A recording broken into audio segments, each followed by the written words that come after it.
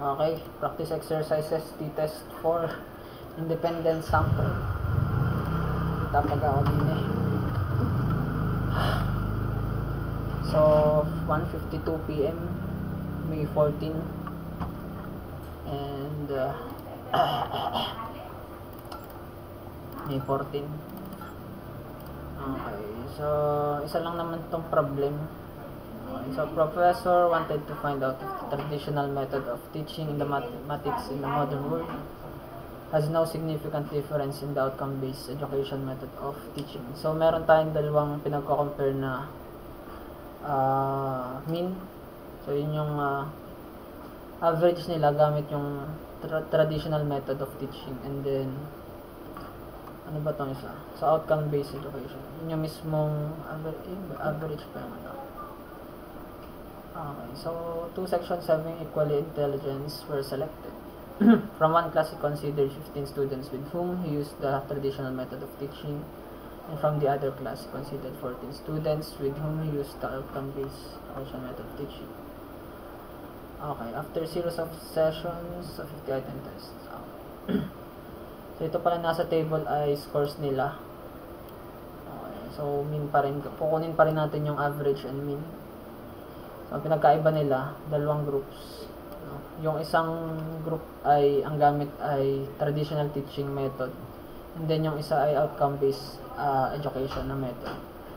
Okay, so kukunin natin yung dalawang mean nila, pagko-compare. So gamit yung t-test. A test the null hypothesis that there is no significant difference between the performance of the two groups of students under traditional outcome-based education method of teaching.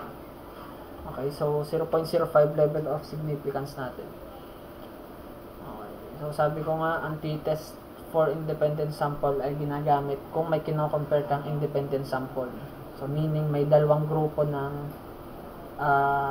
may dalawa kang grupo na pinagko-compare. So kalimitan naman ang pinagko-compare nila is score or performance. So kaya pag sa table, ang given nila, yun, ito na mismo yung score nila. Ngayon, gamit to ay kukuha tayo ng ating conclusion. So yun na yung differential statistics. Kumukuha tayo ng conclusion based dun sa working data natin. Okay, so hindi siya sakto. Dito sa traditional teaching, meron 15 students ang napili, and then sa outcome-based education, may 14 students. Okay. Wala na pala sa nakasunod to. Okay, meron ako dito palang ginawa. So, kung walang magpasa nito ng gantong exercises next week, so may 14 pa lang kasi ngayon. And then timetable ay simula nun ay wait lang, t-test tsaka z-test ay 21, Thursday din. So next week. So Thursday ngayon, next week Thursday. So siguro magpapasa natin to isa. Hindi na ako nagpasa ng test hypothesis. Hypothesis testing tsaka Poisson distribution, kasi may nagpasa na ng Poisson distribution, tsaka hindi ko naman balak din magpasa. Then sa hypothesis testing ay identification lang naman, tsaka meron ba itong multiple choice, so hindi ko na nagpasa kasi nakakatamad pagpasa pag mga game. Mas maganda pag may computation. Okay, so ano ba yun? So t-test for independent sample. O nga ba, may t-test for correlated sample na tayo. Kakagawa ko lang kanina. Gumamit akong Excel para mas madali. Mas madali yung pagka-compute. Okay. So, okay, gamit to. So, ano natin gagawin? Null hypothesis at alternative hypothesis. So, null hypothesis, dahil nga may pinagka-compare tayo, ang null hypothesis natin ay lagi siyang equal. Okay, so null hypothesis natin ay pareho yung performance. Ibig sabihin, there is no significant difference. Okay, walang difference. And then, ang alternative ay meron siyang difference. Okay. Ibig sabihin, sa null hypothesis, yung performance ng dalawang group ay pareho. Ibig sabihin, kahit anong ginawa nila kung traditional outcomes, pareho lang yung naging performance or average nila. Then sa alternative naman ay syempre magkaiba. Kuwari ay mas angat itong traditional kaysa sa outcome based, or mas angat tong outcome based kaysa sa traditional. Kaya siya two-tailed test. Pero pag ang assumption mo kasi ay greater than, ibig sabihin kuwari ay traditional is greater than outcome based education.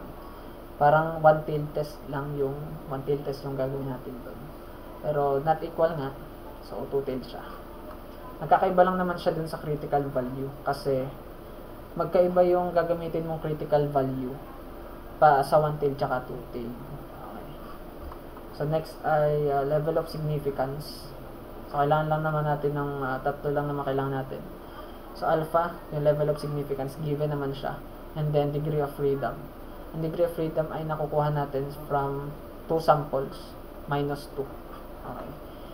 So, dahil nga meron tayong sa una ay, ano ba to? So, sa TTM may 15 students tayo. Yun yung sample natin. Sa Pangula ay 14 students. So, pag plus natin siya, minus 2. Dahil yun ang formula, N1 plus N2 minus 2. So, yun na yun. And then, nahanapin mo yung sa T-table. Okay. So, 27, then 0.05. 2.052 pala yung nasa akin. So, wait lang. Meron dito. So, 27, tsaka yun. 5%, 0.05. So, 2.052. Pero, for two-tailed siya. Pero pag one-tailed, iba siya. Ibang ibibigay sa yung value. Pero, ewan ko, ba't ganito to? Next. Okay, gagawa tayo ng table from these values. Ang gagawin lang natin ay meron tayong x sub 1. Dito nakalagay yung lahat ng score sa una dito sa TTM. So dito ko lang naman yung kinuha. So hanggang 42. And then x sub 2, ito yung score dito.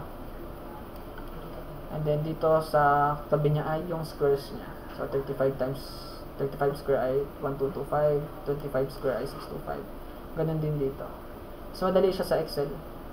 So, madali siya sa Excel. Ito. Excel na rin. Okay, so copy nyo lang to. For example, so nandyan na siya. Pindutin nyo lang to, equals. Pindutin nyo to, times yung asterisk, then ito ulit. So, makukuha nyo na 1225. No? And then, pindutin nyo lang, baba. Okay. Then, copy nyo na lang ulit. Saan dito. So, ganyan din dito para mas madali. Mas madali pag Excel siya. And then, kukunin nyo yung sum nito. Sum nitong lahat. Sum nito. Sum nito. Sum nito. So, ito na yun. Alam nyo naman itong symbol na to. Sum lang nito. Sauluhin nyo na lang. O alalahanin nyo. Hindi naman sauluhin. Alalahanin nyo lang. And then, itong sample dahil may 15 students tayo dito and then 14 students dito and sub 2 and sub 1 and then min ito and then min ito simula min ito tsaka min ito. Okay, paano nakukuha min? Yung sum nito divided by kung ilan sila. Okay, so ito na makukuha nyo 32.8 tsaka 35.07. Solving for SS1, SS2. Okay, pagkatapos nyo mag table, basta alalahanin nyo kung anong sunod nyong gagawin. So, madali lang naman siya. Null hypothesis. Kasi mamaya pagkatapos. Ito lang naman ay dito. Dito ay dito. Then 14, 15 ay dito. Okay, so 16, 7.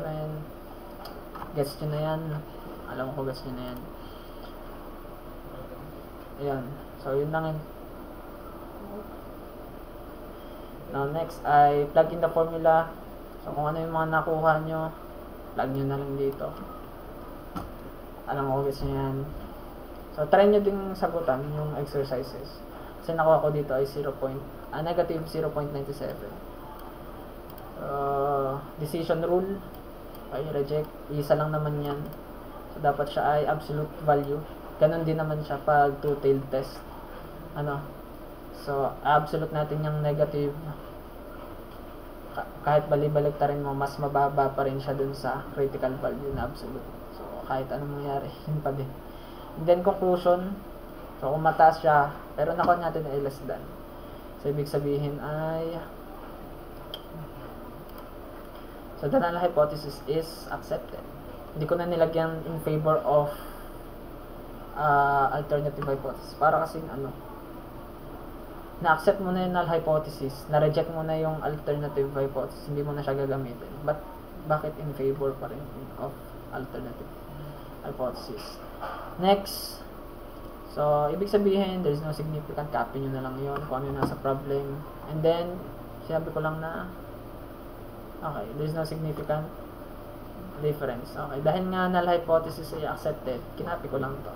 So, there is no significant. And then, wala lang, memo lang to. It is also evident that the means of the two groups were not far from each other. So, yung means nila, aba, okay, 32.8 and 35.7. Okay. Nilagay ko pa yun. Pero ganun din naman. Hindi naman nagkakala yung average. Hindi pala, malayo-layo pala. So, delete ko na lang yun. Ikaw pa dinilit. Medyo pala malayo kasi so, yun lang, okay. So, sa pag-solve, pag nandun na yung data, unahin nyo hypothesis, null hypothesis, alternative hypothesis, alam nyo na yun. Next ay yung level of significance, tatlong kailangan, alpha, omega, alpha, degree of freedom, so nakukuha lang naman yung sa sample size, and then yung sa t-values dun sa t-table. Next ay dun sa pag-compute na, gawa kayong graph, and then gawa kayong table, kuha nyo yung sum of squares, yung dalawa, and then formula lang, kailangan sa ulit yung formula. And then yung decision, pare-pareho lang naman siya, dapat mas malaki or equal dun sa critical value. And then last ay conclusion, copy na lang yun. So yun, bahala kayo.